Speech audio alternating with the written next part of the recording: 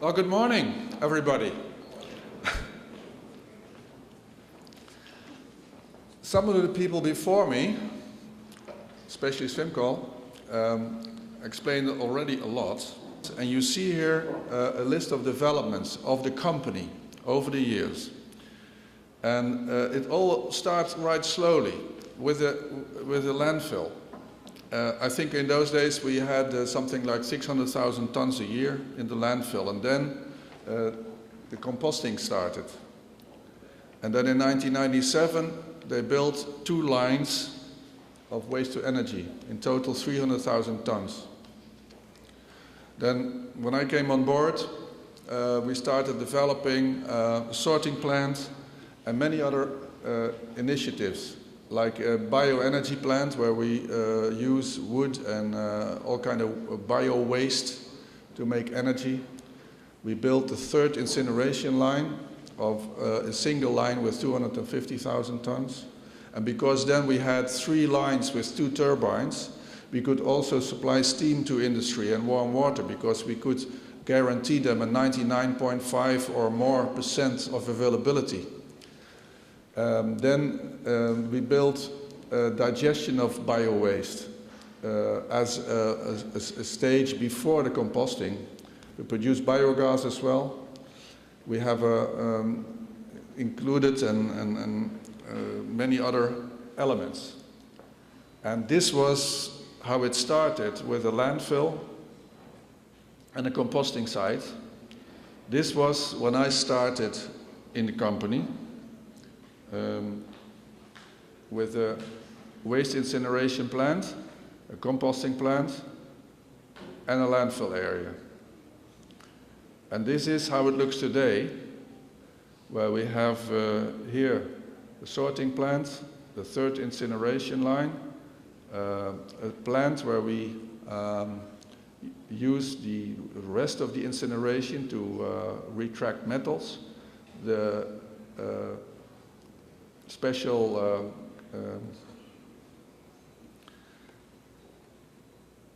digestion that we use before composting. The composting plant has also a capacity of about 100,000 tons per year. And here is the bio waste energy plant.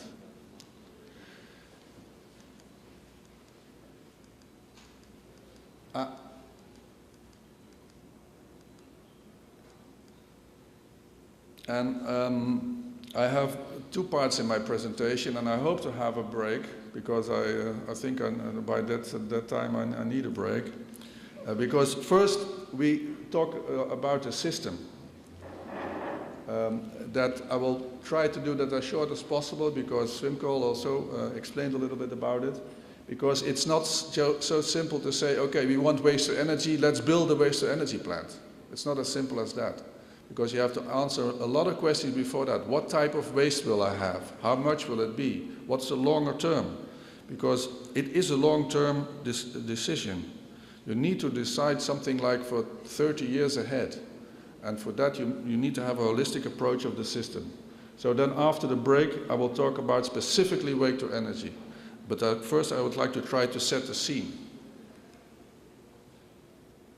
And already some talk was about the waste hierarchy. I'm not going to repeat what you said, but I want to add a few notions. The waste hierarchy could be looked as a cascade. The most favored option, and if that's not possible, then you go to the next, and if that's not possible, you go to the next. That is how it should be done. And if you look into a circular economy, and you try to stay up as high as possible, but gradually you will go down to the least favored option. So people, especially politicians, that state we want to get rid of the landfill, build a waste to energy plant, don't believe them. You always need a disposal site as a basis for your waste hierarchy. And I didn't bring any slides on engineered landfill, because I thought you would have one. We call them in the Netherlands isolate, control and check. because it's not only that you put a liner on in the bottom, but you also put pipelines in there for the leachate. We clean the leachate before we put it in the surface water, but we also have a whole system of gas pipes in the landfill area, which can be as high as 40 meters. So things that the landfill is full, it's not always true. It can be as high as 40 meters, and the gas, the methane gas, can be extracted and used as an energy source. So we do that as a normal system. We don't consider it as something special. A well-managed landfill site, an engineering landfill site or a sanitary landfill site can be a very good solution.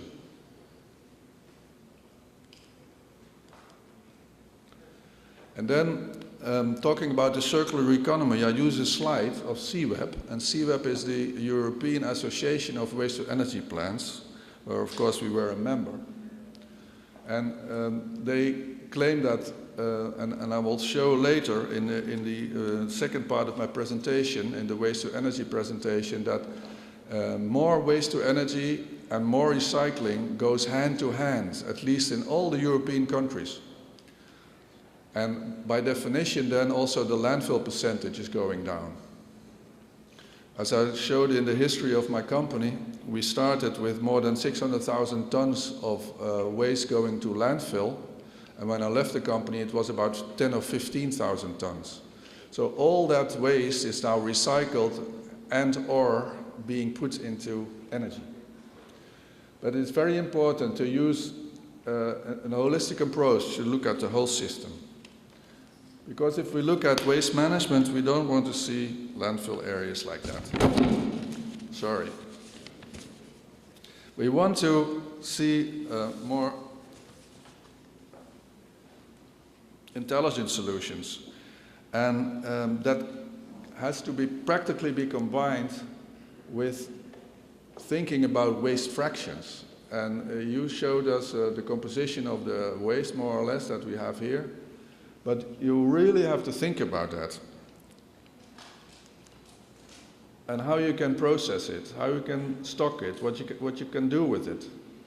All the different types of waste. And then you go to a waste management system, where you have a controlled site, and where you have a sorting, and where you have waste to energy, and you have a total system that you can rely on.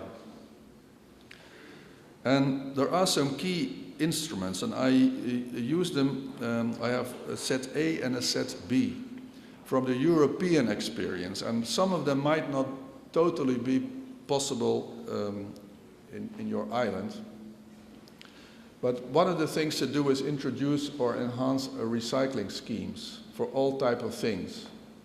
And you have to design them fit for the local waste composition and the local circumstances, because it's not only household waste, but it's also waste from industry.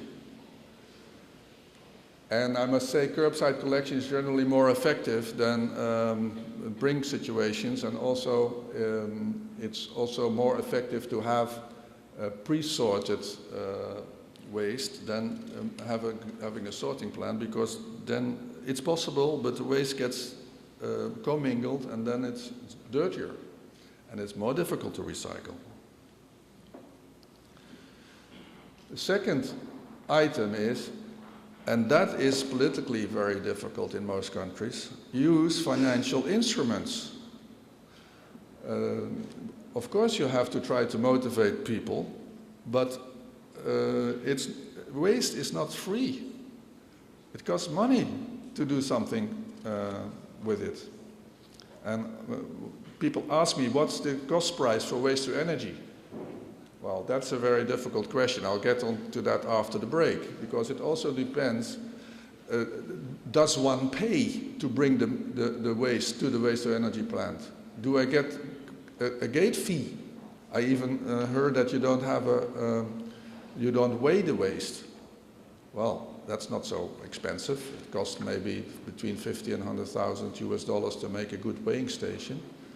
And in that way you can try to start charging for the waste, because it costs money. And how we did it in the Netherlands was, for instance, introduce a landfill tax. But here you would already be on the way to make sure that some people pay for it. How it works now with us is that if we separately bring or have the curbside collection of plastics or of compostable waste or of paper or glass, we can usually have that removed or bring it without any charge, because that goes into the recycling industry. But then the rest of the waste, which you have to dispose of, either in a waste-to-energy plant or in the landfill, people have to pay for that. So please, think about it. Because the easiest solution is what you have now. It's an integral landfill. Most of the other solutions will cost money, will cost more. And it's one thing to say politically what you don't want, but on the other hand, you have to realize yourself that it costs money to bring everything to a higher level. Of course, it also has a lot of benefits. I will come back to that. Recycling industry creates a lot of new jobs, lower paid jobs that you need. Also, on a macroeconomic level, your imports of virgin stocks like virgin plastics, virgin glass, virgin paper will go down. So on your budget, your national budget, it's very good to recycle because you need less imports. So all these things come together in a whole plan, but it doesn't mean that it's a free lunch. There's not such a thing as a free lunch. So if you want to have very nice waste systems and very responsible acting, please make sure that waste costs money and that financial instruments are really instrumental. Doesn't always have to be a penalty. You can also award people to do something nice. I understand also that it might be a problem for you because on some of the landfill sites people illegally pick things from the waste. I'm sure, I saw that in some other countries, that if you ask them how much they want to earn per month or per week, and you can offer them a nice job in a recycling plant, they'll be very happy. And they'll be very proud because they can wear your uniform. And that's good for the economy. They start paying taxes. And at the same time, you reduce your imports again. Because you are lucky, you have an industry. I've been speaking in Bonaire and in Aruba, and people there don't have industry. It's very difficult for them to recycle, because if they separate waste, what do they do with it? They have to export it. I just looked at the internet, I'm sorry, but I know that you have a glass industry and a paper industry and all these type of things, and a concrete industry. You have those, so you can use them. And people that, I don't know whether they're here in the audience, but people that are of the industry, they can use it as an opportunity because they can get cheap raw material. So it's a win-win situation. For that you need to think long term. Make a plan. Think where you want to go.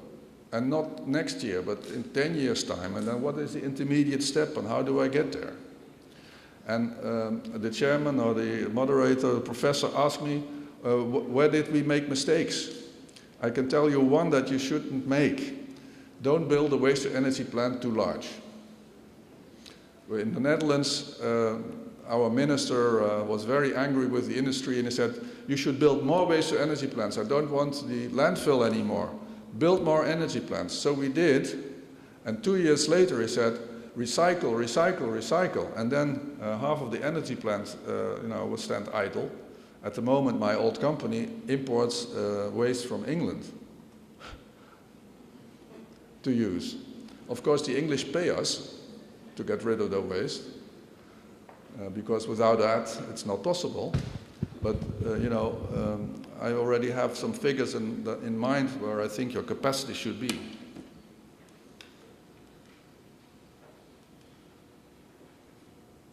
And then, step by step, I'll go very quickly and I'll go to the break. because I think time has come to act.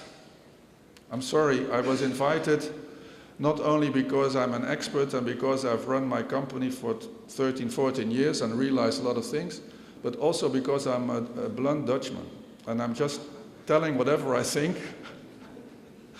I think you should start acting and not ask any more studies for those things that are obvious. Let's just do what you know that should be done. For instance, compost bio-waste. Build some simple composting plants, and you can buy them. You can build them modular so that they can be easily extended. It's very good because it can be used in agriculture. It can be used in gardens. We have a lot of experience. You can do it in many different ways. Paper and cardboard, the same story. It is so simple because you make pulp out of this paper, and the factories do it anyway. They import the pulp or they import the wood. And you have to think about the technology and about all the other things, but luckily you have the industries here. Then recycle plastics. We were talking about that a little bit, the pilot project. I think, for instance, start with the more obvious things. Don't try to recycle all the plastics you have, but start with the more valuable ones. Start with the relatively clean ones, like the PET bottles, for instance, that are handed around. That is a very good example because it's very costly per kilo, and it's very easy to recycle. But not into concrete blocks, please. You have to recycle it into bottles again, into high value added products, and not into something like that you walk on, because that is not recycling, it's downcycling. You should try to make the same products out of the plastics. And then it's of course important how you organize it and all these type of things, but that is something else, and how you collect it, how you eventually transport it. Glass, the same. It's no reason why glass could not be used to make bottles again. It's much cheaper to make bottles from recycled glass than from raw material, from the virgin raw material. I think it costs about 20% than from virgin. And what we do is we even sort the bottles in color, like the transparent, the green, and the other bottles. If we go to the supermarket, then we put it back, and then the glass factory collects it. Very many logistical issues. Here's like such a station where you can put your bottles in. Here is an underground system which is used for rest waste. This is a cart that goes along the different areas to collect dangerous waste, small chemical waste, to prevent it from being put in municipal solid waste commingled. Also, metals and small electrical appliances. They are quite valuable. I think you can make a lot of money if you have collection systems for these, because there are precious metals inside. And people can earn money in this business.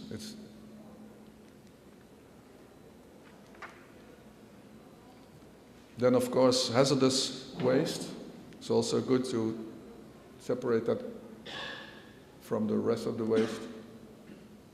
Building and demolition waste, you probably have that separate if you demolish a building. But it can be used very well in concrete. It can also be used in roads and in other things. And it also helps to reduce the volume of waste that you have in landfill or in waste to energy. And then finally I say, you have the waste to energy. That's why I started with this part one. because it's all too easy to start the presentation with, on waste to energy and the benefits of waste to energy and how great it is to make energy out of waste. But in the longer term, if you want to have a more circular economy, if we want to save raw material for the future, for our children and grandchildren, it cannot start with the end-of-pipe solution of landfill and waste-to-energy plants. You have to do all these other things. And luckily, you have the industry to recycle. Luckily, your island is populated with about 1.3 million people, has some industry, and the waste volumes that I hear are large enough to allow for a reasonable good size of waste-to-energy plant so that it can have the economies of scale and that it can operate at a reasonable cost price. And I will get to that after the break. Thank you very much.